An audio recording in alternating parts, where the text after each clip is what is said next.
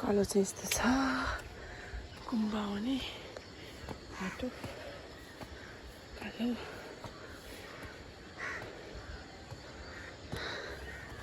थाक्यो साथीहरू हिजो पानी परेर पानी रहेछ यता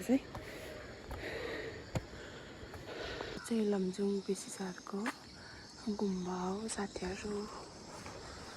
गुम्बाबाट चाहिँ यस्तो देखिन्छ भ्यू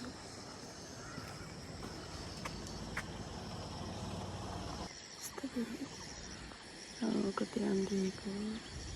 बिहान 5:30 बजेको भ्यू है साथीहरू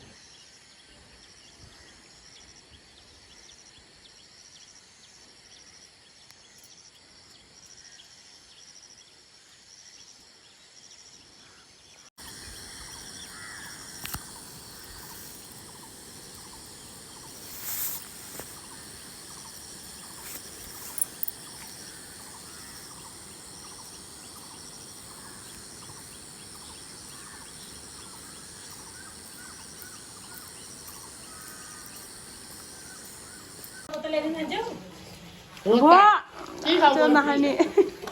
चरबाट खानेहरू बसेर खान्छ बसेर चरबाट बेसी है मिठो खोइन्छ गाई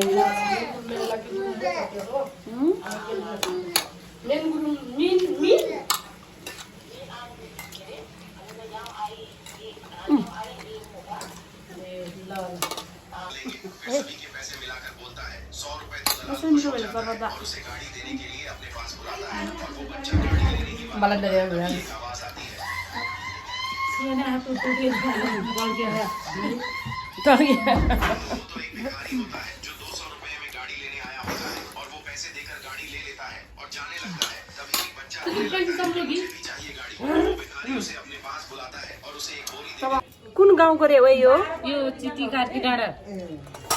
डाँडा ऋतिक मम्मीको माइतबाट आएको कोसेली के आयो ऋतिक मम्मी कति लिएर आउट नै ल्यायो ओहो खुर्काउने माल नि खरेछ यो जापानको हो यो चाकु कता हो त पक्नु है अनि यो नास्पति अनि यो खाने मान्छेहरू बाबरे मिठो छ खाने मान्छे त सबै त धेरै त हुँदैन खाइन होला ओ यहाँ खै बजे पनि छ ओ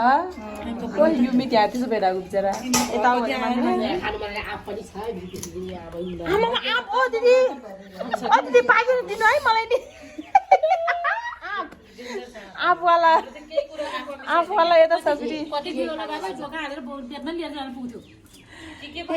चिदीको नास्पति पनि खायो खोइ त काँक्रो नै छ रे भन्ने सुन्थ्यो त काँक्रो दिन्न काँक्रो खानु मन लाग्यो मलाई त कस्तो छ दिदी ओ लिची आमा त्यो केरा जस्तो मकै के मलाई नदिएको छ्या फोन गर्दा 100 चोटी इतिते थियो जम्मा 5 रुपैयाँ ए बेमन रहेछ नि कति चोटी फोन गरे त्यहाँ मेसेन्जरमा हेर्नु न डेन्जरस रहेछ त यो त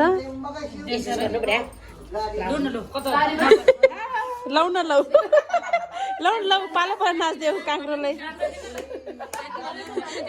ऋतिक मम्मीले फेरि गिद्दी चाहिँदैन है साथीहरू नाच्नलाई अब हाम्रो पेटमा जान्छ पहिला त फेरि यहाँ कालो यहाँ काउरो पछि पत्र गरेर फेरि त देखाइ यसोमा टाल्ने रे के हुन्छ रे हालेर त्यस्तो एउटाहरू आफ्नै तालमा छ न माया गरेर यहाँ मलाई तिमी खाऊ माया गरेर लगाइदिए भयो ए भयो हजुर कुल्फी खुवाइदिए होइन कुल्फी खुवाइदियो आज यस्तो भन्छ कहिले हो त्यसै सबै मिठो भएछ कार्की डाँडाको काँक्रो है एकैचोटि सहिलो हुन्थ्यो है लिन आउनलाई नत्र जति मिठो आयो मिठो लिन आउनलाई अनि